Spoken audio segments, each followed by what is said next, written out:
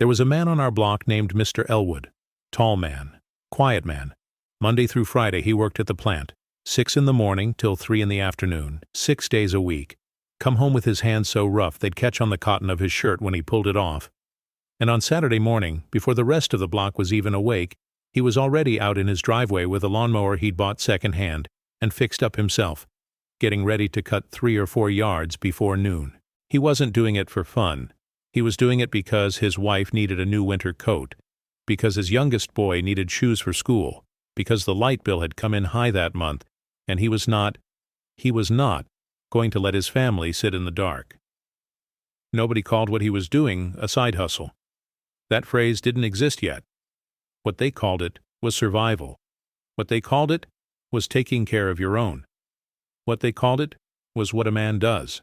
And Mr. Elwood was not alone. Every block in every black neighborhood in America in the 1960s had a version of him. Had a version of his wife, who took in ironing after dinner. Had a version of his mother, who made sweet potato pies on Thursday night and sold them out of her kitchen window on Friday morning. Had a version of his teenage daughter, who did hair on weekends for $2 a head out of the bathroom while her mama kept lookout. This is what black families did. Not because they were asked to, not because it was glamorous, but because the formal economy had decided it didn't have much room for them, and they were not going to accept that as a final answer.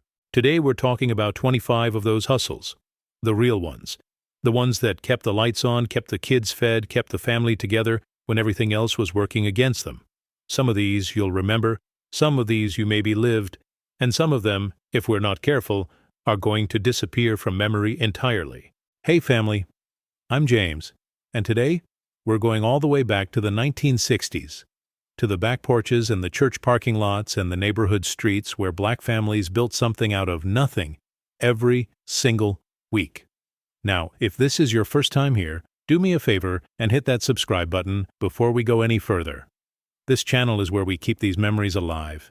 We're building a community of folks who remember what it cost to make it, and who don't want that knowledge to die. Hit subscribe, ring that bell, and let's get into it.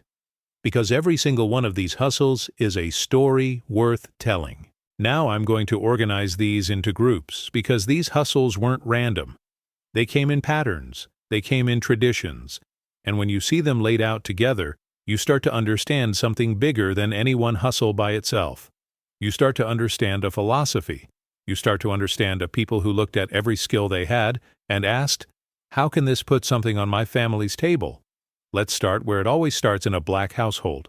Let's start in the kitchen. Number 1, sweet potato pie by the slice. Now this sounds simple, but let me tell you what was actually happening here.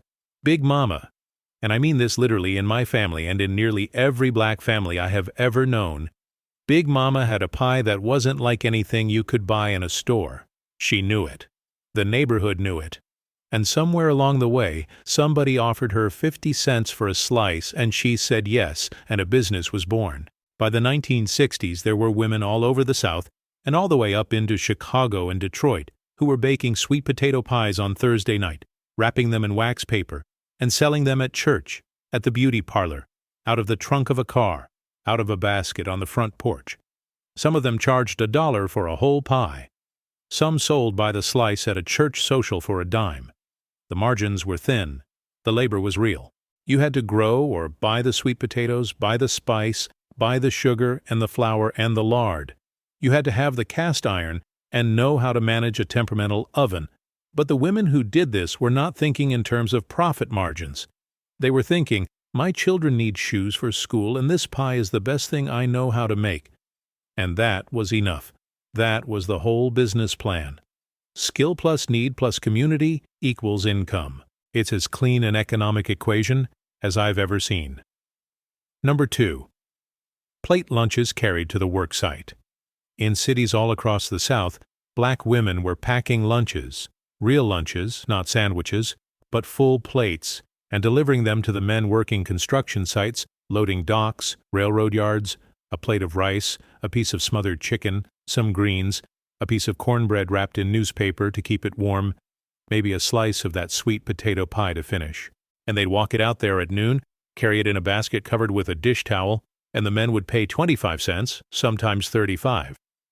It doesn't sound like much, but if you were feeding 15 or 20 men a day, 5 days a week, that was real money. Real money against a backdrop where black women's formal employment options were largely limited to domestic work and field labor.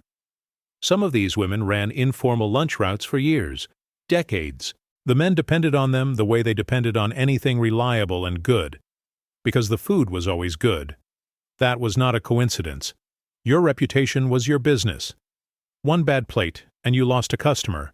A good plate, week after week, and the men would call their cousins who'd just got hired at the plant. Word of mouth was the only advertising that existed, and it worked because these women cooked like their family's dignity depended on it. Because it did. Number 3. Bootleg whiskey and homemade wine. Now let me be careful here and honest at the same time, because this is history, not a how-to. In rural black communities across the South in the 1960s, especially in dry counties, which were plentiful, homemade liquor was an economic reality. A man who knew how to run a still or a woman who made a muscadine wine that could make a grown deacon weep with joy was sitting on something of value.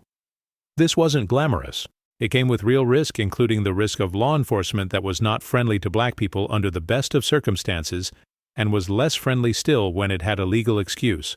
But the demand was there, the skills were there, and the need was there. Some families supplemented their income this way for years. They weren't criminals in any meaningful sense. They were entrepreneurs operating in an economy that had deliberately excluded them from most legal avenues. The whiskey ran in mason jars. The wine ran in repurposed soda bottles. And the families who made it understood exactly what they were risking and decided the math still worked in their favor. That kind of calculation, cold, clear-eyed, made under pressure, is its own kind of intelligence. Number 4. Selling fish on Fridays. A lot of the men in black communities did their own fishing, rivers, lakes, ponds, wherever there was water and the land wasn't locked down by a posted sign. And what they didn't eat, they sold. Friday was the day because Catholic neighbors and others who didn't eat meat on Fridays would buy, and because black households themselves often kept fish as a budget protein through the week. A man who came home Thursday evening with a cooler full of catfish, perch, or crappie could clean them that night and be selling them off his back porch Friday morning before the sun got high. Scaled, gutted, sometimes already floured and ready to drop in a skillet. 50 cents a pound. $1 for a whole cleaned fish, depending on the size. It sounds modest, but this was protein in a neighborhood where money was always stretched thin, and the man selling it was also providing a service. Not everyone had the time or the skill or the access to fish themselves. He was the middleman between the river and the dinner table, and that position had value. It always has. Number 5. Church fish fries run as fundraisers, but with a personal cut. This is a cousin to the previous one, and I want to be clear about the distinction. Every black church in America ran fish fries. That's not news. But what happened on the side of those fish fries, that's the part worth remembering. The woman who organized the fry, who knew every supplier, who knew how to season the cornmeal and manage the oil temperature across 3 cast-iron skillets simultaneously. She had knowledge that the church couldn't replace. And sometimes she negotiated a personal arrangement. She would run the fry, recruit the volunteers, source the fish, manage the night, and in return, she kept a portion of the proceeds above the church's set amount. It was informal. It was agreed upon by a handshake. And it was a real income stream for women who had serious skills and no formal platform to monetize them. The church got its building fund money, she got her rent money, the congregation got a Friday night that smelled like heaven. Everybody went home satisfied. That's what a successful business looks like, whatever form it takes. Now let's move into the second cluster. Because not every hustle happened in the kitchen. A lot of them happened with your hands and your skills in ways that had nothing to do with food at all. Number 6. Hairdressing out of the house. This is one of the most well-known of the black economic survival traditions, and it deserves every word we give it. Black women could not always get their hair done in the same salons as white women. That was the reality of the 1960s in most of the South and in plenty of the North, too. But they also needed their hair done, and so a woman with skills and a hot comb and a pressing chair in her kitchen became a small business overnight. Saturday was the big day. Women and girls would come through all morning and into the afternoon, and each had paid $2, maybe $2.50 for a press and curl. A woman who did 8 heads on a Saturday earned $16, more than a full day's domestic work in most cities at that time. She set her own hours. She worked in her own home. She was the boss of her own labor. In a world that offered black women almost no version of that in the formal economy, this was not a small thing. This was radical. And the conversations that happened in those kitchen chairs, the advice given, the problems solved, the community held together, that was a value that can't be priced at all. The hair was the cover. The community was the real product. Number 7. Barbering out of the garage or back bedroom. Same principle on the men's side. A man with a good eye, a steady hand, and a pair of clippers could set up a chair in his garage and start charging 75 cents to $1 a cut. The barbershop in the formal sense was available to black men in the 1960s. Black-owned barbershops were community institutions. But the man in the garage filled a different role. He was more accessible. He was in the neighborhood. He worked on Sunday when the barbershop was closed. He'd cut your boy's hair at 7 in the morning before school if you needed him to. He was flexible in a way that a formal shop couldn't always be. And some of those garage barbers went on to open real shops. That garage was their training ground, their proof of concept, their way of building a clientele before they had a sign to hang. You see how it worked. The informal economy was the on-ramp to the formal one, for the few black entrepreneurs who managed to cross that line. Number 8. Washing and ironing for white families. I want to say this plainly. This was not a hustle that anyone celebrated. It was labor extracted at low wages from black women by white families who paid what they wanted to pay and often paid less than what was agreed upon. That is the honest truth. And yet these women made it work. They took the money, and they stretched it, and they built with it. They negotiated, often skillfully, sometimes quietly, for better terms over time. They established their own reputation and their own client lists that they controlled. If a family treated them poorly, they found a way to move on to a different family. Within a system that had very little regard for their labor or their dignity, they operated with as much agency as they could carve out. And the ironing. I want to say something about the ironing specifically. The women who ironed for white families in the 1960s were practicing a skill that required precision, patience, and pride. A shirt pressed wrong reflected on them. A collar that didn't lay right meant losing a customer, so they ironed with the same attention they brought to everything else, like their name was on the work, because it was. Number 9. Seamstressing and alterations from home. There was a woman on my mother's side of the family who could look at a piece of fabric and a photograph from a Sears catalog and make you something that would make people stop you on the street. No formal training, just a Singer sewing machine she'd saved up for over 18 months, a box of her mother's patterns, and a gift. She charged $3 for a dress, $5 for a suit. She was busy every week of the year because black women in the 1960s were wearing their Sunday best to church, and their Sunday best did not come from money. It came from her. She made the Easter dresses and the graduation outfits and the confirmation suits. She hemmed the men's pants. She let out the waistbands when somebody had a baby. She was invisible in the formal economy and absolutely essential in the real one. Number 10. Shoe repair and leather work from the back porch. A man who knew how to resole a shoe was a man who held something valuable in his hands, because shoes were expensive and money was not. A man who could take a pair of work boots that had been walked near to nothing and put a new sole on them for $1.50 was doing real work that the community needed. Some of these men expanded. They'd dye leather, punch new holes in belts, repair the straps on ladies' pocketbooks, stitch the lining back into a coat. The work was quiet. The work was unglamorous. The work happened in the back of the house where nobody could see it, but it kept families from going barefoot, and that is not a small thing. That is never a small thing. Number 11. Refinishing and repairing furniture. The men who had access to tools and knew how to use them could make money fixing things. A broken chair, a wobbly table, a dresser with a stuck drawer, these were problems black families couldn't always afford to solve by buying new.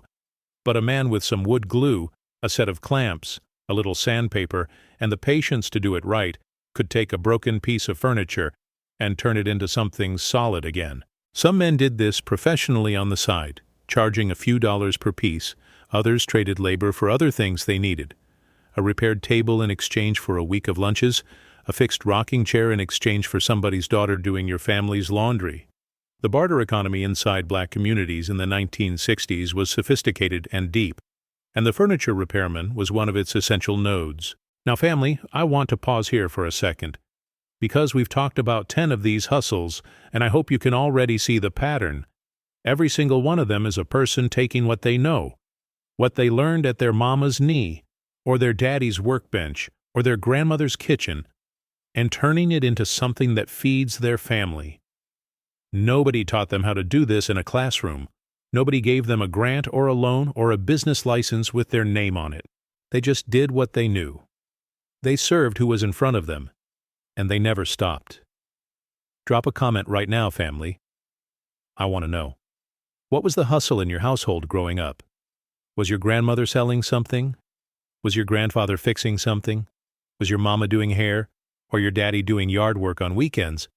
Tell me in the comments. I read every single one of them, and I promise you, the stories you all share down there are some of the realest history that exists. Let's keep going.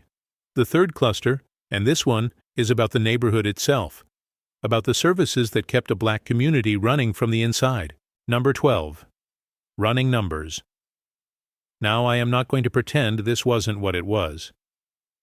The numbers game, what some people called the policy game, the bolita, the bug, was illegal gambling that ran through black neighborhoods from Harlem to New Orleans.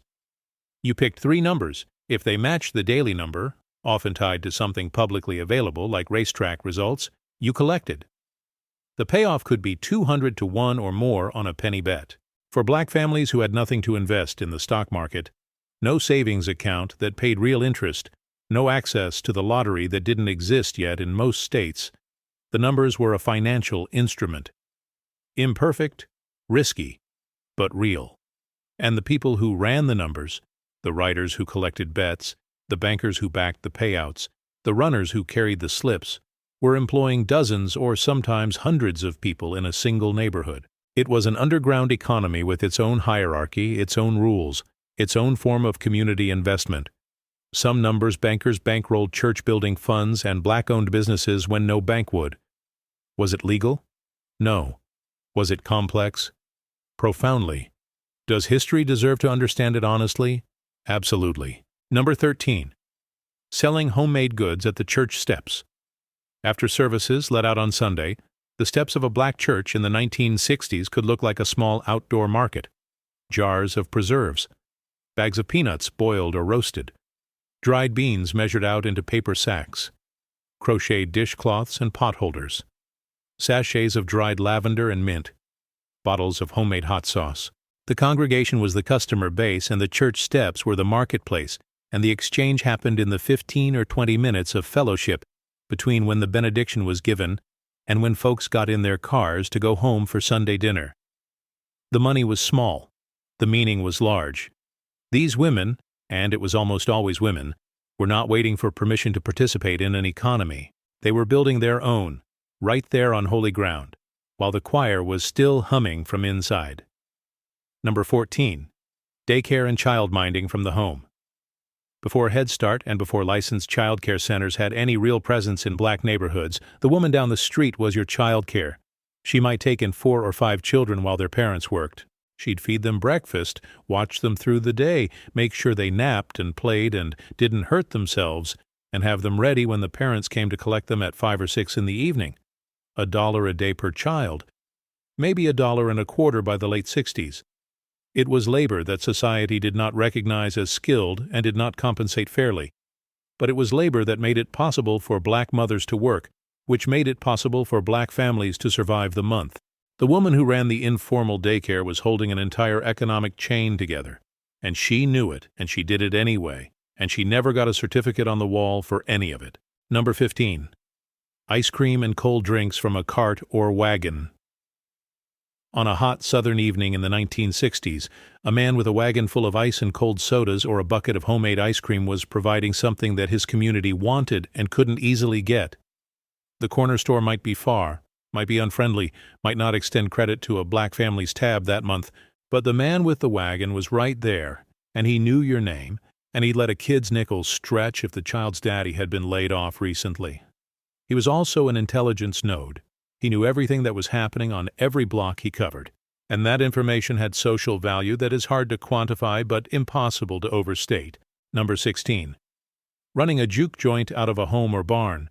Wherever the formal entertainment options were segregated or absent, and in the rural South in the 1960s, that was nearly everywhere, somebody built their own. A cleared-out front room, a record player, some folding chairs and a table, drinks, maybe some food, $1 or $2 at the door. On a Saturday night, that was enough to give a community somewhere to go, somewhere to be themselves without being watched or managed, or told to leave. The people who ran these spaces, some called them shot houses, some called them juke joints, some didn't call them anything because they didn't put a name on what they were providing entertainment infrastructure that their community had no other access to. And yes, they made money doing it. They made money providing joy. And joy is not a luxury, not when you work 6 days a week and Sunday belongs to the church. Joy is a human need, and the person who figured out how to supply it was running one of the most important businesses in the neighborhood. Number 17. Hauling and moving with a truck. If a man had a truck, and not every man did, but some did, that truck was income. When somebody was moving from one apartment to another, when a family needed furniture hauled from one part of town to another, when somebody had a load of scrap iron or old appliances to move for $10, the man with the truck was the man they called. He charged what the traffic would bear, which was usually not very much, but it added up over a month, and the truck itself had secondary value. It made him useful, made him necessary, made him part of the neighborhood's economy in a way that earned him respect. In 1960s, Black America, a man who was useful to the community around him, had standing. The truck was not just a truck. The truck was a statement. Now here is the fourth cluster, family. And this one is about faith and community. Because in the Black experience of the 1960s, the church and the community were not separate from the economy. They were the economy. Number 18. Making and selling funeral programs and announcements. Death came regularly in 1960s Black communities, and death required ceremony, and ceremony required materials. A woman in the neighborhood who could type, on an actual typewriter, which was a skill and a piece of equipment that not everyone had, could earn money by typing up funeral programs, church bulletins, announcements for lodge meetings, flyers for community events. She charged by the page or by the job. A funeral program might earn her $1.50 or $2 at a time, when $1 was still real money. The work required accuracy. A misspelled name on a funeral program was a serious matter. So this was skilled work, quiet work, work that happened in the background of community life, but was essential to how that community marked its most important moments. Number 19. Selling burial insurance door to door. This one is historical and important and often overlooked. Black-owned insurance companies, some of the oldest and most significant Black-owned businesses in American history, depended on a network of agents who went door to door in Black neighborhoods selling burial insurance policies. These were small, affordable policies, a dime a week, a quarter a week, that guaranteed a family the funds to bury their dead with dignity. The agent was paid a commission. For a man or woman with a good personality and a reliable bicycle or a car, this could be substantial supplemental income. And the product itself was one that Black families genuinely needed and genuinely valued, because dying poor and being buried poorly was one of the specific dignities that Black communities fought hard against. The insurance agent was selling peace of mind, and the community bought it willingly. Number 20. Photography at church and community events. A man with a camera, a real camera, not a box brownie, but something with enough quality to produce a decent print, was a man with a business in the 1960s. At funerals, at baptisms, at weddings, at church anniversaries and lodge dinners and NAACP chapter meetings, the community photographer was working. He charged $5 or $10 for a session, sold prints for $1 or $2 apiece. Some of these men had dark rooms in their bathrooms or their closets. The photos they took are, today, the only visual record of events that no newspaper covered and no formal archive preserved. The community photographer was, without knowing it, doing some of the most important historical work of his generation. And he was getting paid. Not enough. Never enough. But something. For doing it. Number 21. Hauling laundry and running errands for elderly neighbors. In every black neighborhood there were elders, people too old or too sick to do certain things for themselves. And in those same neighborhoods, there were younger people, teenagers, young adults, who were willing to help for a small fee, running to the store, picking up a prescription, hauling a week's worth of laundry to the washateria and hauling it back, raking the yard, chopping wood in the colder months. This was not charity. It was a transaction, a respectful one between community members who had something to offer each other. The elders had money, not a lot, but something. The young people had time and energy and legs. The exchange was honest and it was dignified, and it taught a generation of young black people that their labor had value and that caring for their elders was worth compensation as much as it was worth the doing. Now the final cluster, family. And this is the one I want you to sit with, because this cluster is about art and music and creativity, the things that the formal economy told black people they couldn't sell, couldn't profit from, couldn't build a life around, and what those people did with that dismissal. Number 22. Teaching piano and music from the home. Every black church had a piano. Many black homes had one too.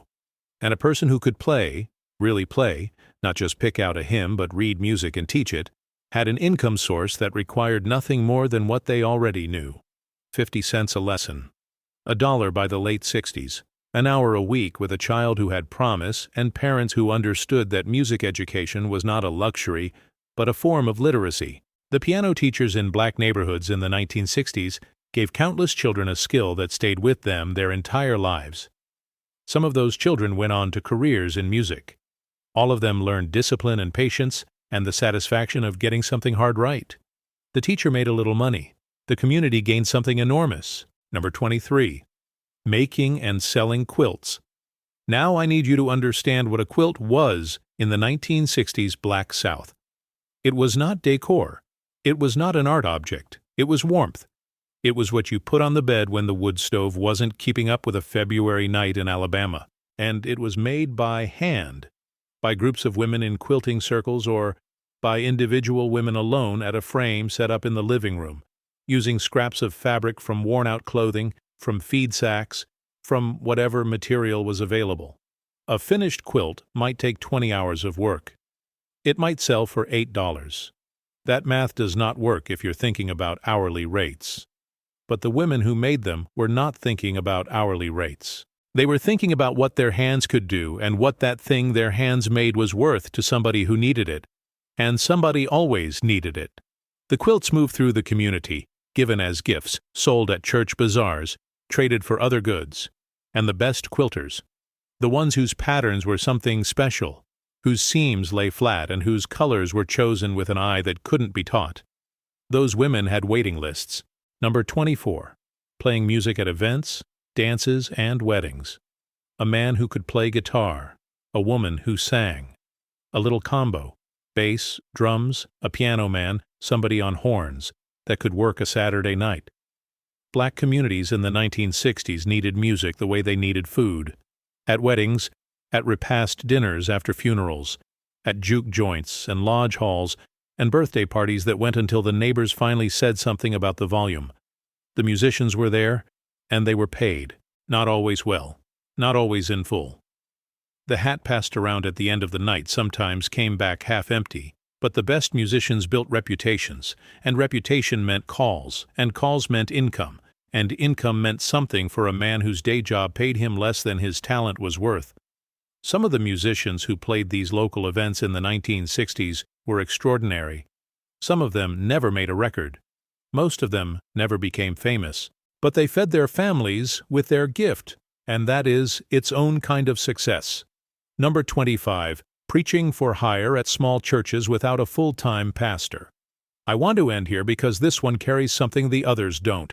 In rural black communities across the South in the 1960s, there were more churches than there were full-time pastors. A small congregation, 30, 40, 50 people, might worship in a cinder block building at the end of a dirt road and have no pastor of their own.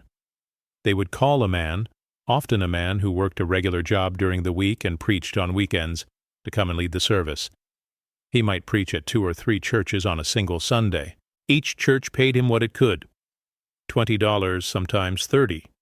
Sometimes just a collection plate that came out to $11 and a tin of cookies that one of the sisters pressed into his hand on the way out. He was not getting rich. He was doing something he believed in, and he was getting paid to do it, which was better than doing it for nothing when the rent was due. And these men, the circuit preachers, the supply pastors, the men who showed up in a borrowed car and preached the word to whoever was in the pew, they held the spiritual life of rural black America together in ways that no institution and no salary could have managed. They did it on faith and on gas, and on the $15 that the first church gave them, and the promise of another $15 at the second stop down the road. Family. Let me tell you what all 25 of these things have in common. And it's not that they were creative, although they were. And it's not that they were brave, although they were that, too. What they have in common is this. Not one of them waited for permission. Not Mr. Elwood with his lawnmower. Not Big Mama with her sweet potato pies. Not the woman with the Singer sewing machine and the Sears catalog. Not the man with the camera in his bathroom darkroom. Not the preacher with his borrowed car and his 2-stop Sunday morning. None of them waited for the economy to invite them in. The economy had made its position very clear, and their answer to that position was to build something that didn't require an invitation. Now this right here, this is something we need to bring back. Not the hardship, not the exclusion, but the philosophy.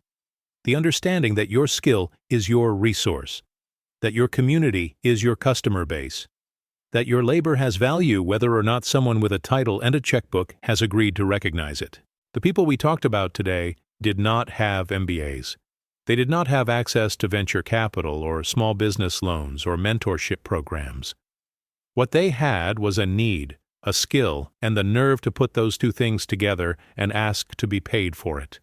And everything that black-owned business became in America, every black entrepreneur who built something real, every black family that passed wealth from one generation to the next, it started somewhere in that equation. It started with somebody doing what they knew how to do, for the people they knew and loved, in the neighborhood where they lived. I'll see you next time, family.